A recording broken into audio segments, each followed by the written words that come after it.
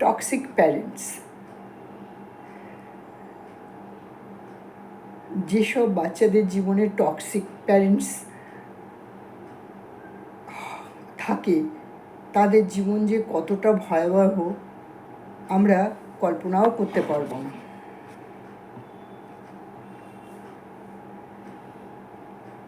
আমরা আজকের যুগে প্রত্যেকটা বাবা মাই খুব ব্যস্ততার মধ্যে থাকি।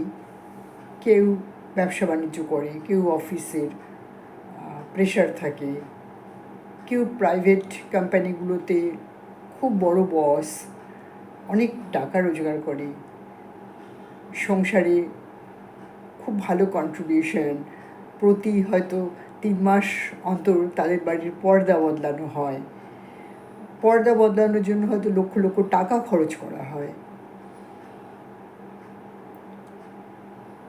টিভিটা কয়েকদিন দেখার পরে নতুন কোনো আরও অন্য কিছু এলে টিভিটা বদল করে ফেলা হয়, অনেক দামি গাড়ি একটা বাড়িতে থাকা সত্ত্বেও আরেকটা দামি গাড়ি কেনা হয়,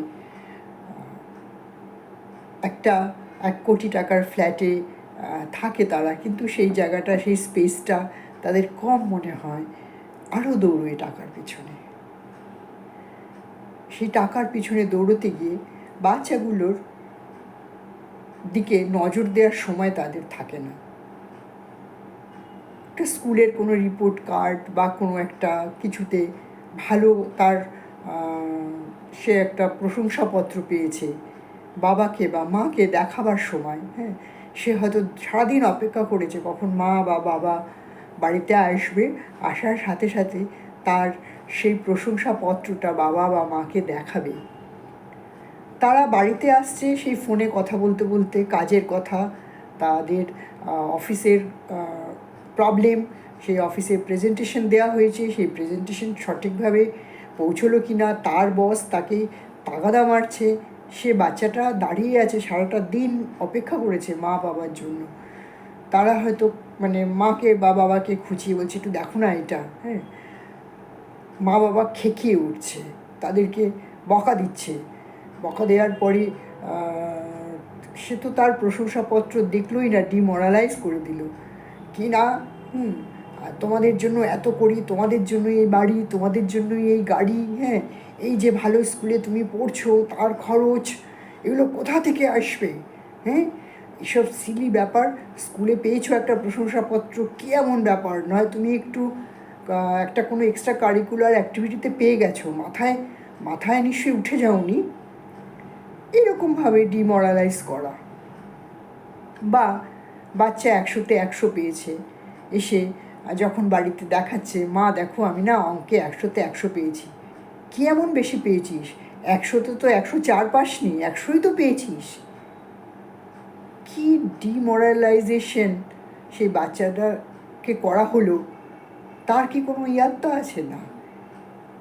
আমি ইন জেনারেল বলছি যে এরকম নয় যে বাবা মারা সবসময় চাকরি বাকরি করে বা ব্যবসা বাণিজ্য যুক্ত আছে শুধু তারাই করে, তা নয়। কিন্তু যে মায়েরা বাড়িতে নিয়মিত সংসারের কাজকর্মে ব্যস্ত থাকে, বাবারা রোজগারপাতি করে এনে সংসারে দেয়, সেই মায়েরাও এটা করে।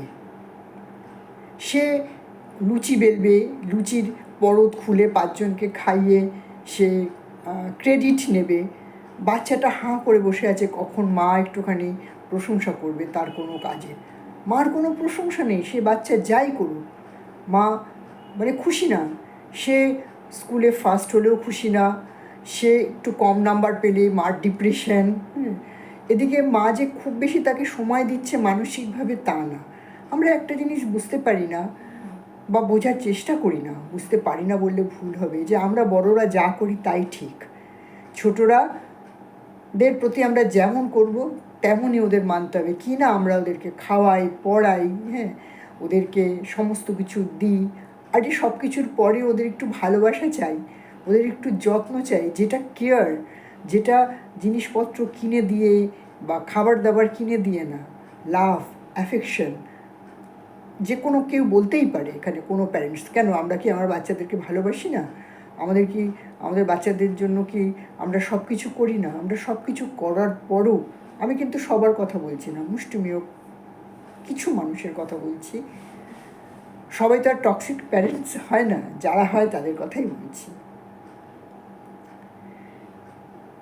আমাদের বাচ্চারাদেরকে, যেমন ধরুন আপনি বাড়িতে একটা গাছ এনেছেন, একটাকে আপনি খুব মানে অযত্ন করছেন, তার গোড়ায় আপনি গরম কোনো সবজির খোসা দিয়ে দিচ্ছেন, আপনি ইচ্ছে করে দিচ্ছেন তা না, তখন আপনার খুব তাড়াতাড়ি করে উনুনে আর একটা কিছু চাপাবেন, গরম চা পাতাটা দিয়ে দিলেন গাছের গোড়ায়, কেননা আপনার ওটা অযত্ন হচ্ছে, অযত্ন এবং কেয়ার করছেন না তাকে। আর একটা গাছ যাকে আপনি চা পাতাটাকে ছেঁকে একটু শুকিয়ে গুঁড়ো করে আর একটা গাছকে আর একজন দিচ্ছে, সেই গাছটা যেমন হবে, যেমন ফুল ফল হবে, যার গোড়ায় আপনি গরম চা পাতা দিয়ে দিয়েছিলেন, সেটা কি তেমন হবে? হয় না। টক্সিক প্যারেন্টস কোনো যদি কেউ আমার এই দর্শক বন্ধুদের মধ্যে কেউ, বাচ্চারা যখন স্কুল থেকে আসে বা তাদের কোনো প্রশংসাপত্র পায়, আপনার হাতে যতই কাজ থাকুক, আপনি খুব ব্যস্ত, দুনিয়ার আপনি ব্যস্ততম মানুষ, মা বা বাবা দুজনকেই বলছি, আগে বাচ্চার সে সেটা দেখাতে চাইছে বা বলতে চাইছে সেটা শুনুন, তারপরে দুনিয়াদারির সব কাজ। খুব কষ্ট হয়, ছোট ছোট বাচ্চারা ডিপ্রেশনে ভোগে, তাদেরকে আপনার কাউন্সিলিং করতে নিয়ে যেতে হয়, এগুলোর কোনো প্রয়োজন নেই। মা বা বাবা যদি একটু কেয়ার করে এবং কথায় কথায় বুলি না করে, এই তুই মোটা হয়ে যাচ্ছিস, তুই রোগা হয়ে যাচ্ছিস, এই তোর দাঁতটাও এরকম হয়েছে কেন, হ্যাঁ, এই পেটটা তোর বড় হয়ে যাচ্ছে, তুই শুধু জাঙ্ক ফুড খাচ্ছিস, হ্যাঁ, ও তো ওই রকমই, হ্যাঁ, কারোর সামনে গিয়ে ঠিক করে কথা বলতে পারে না, স্কুলে গিয়ে ওরাল পরীক্ষা দিন ঠিক করে বলে না, অন্য লোককে ডেকে ডেকে বলা বা সেই বাচ্চাকে বুলি করা।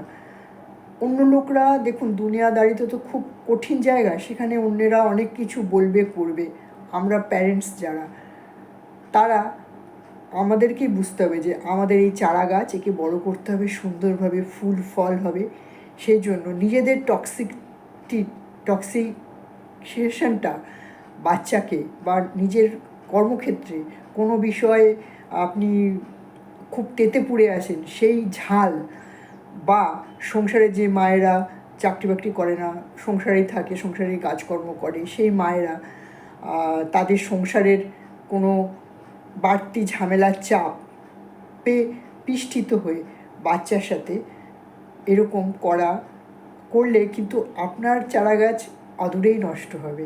একটু ভেবে দেখবেন আমার কথাটা। আজকে এখানেই শেষ করছি, আবার অন্য একটা কোনো ভিডিও নিয়ে আবার আসবো।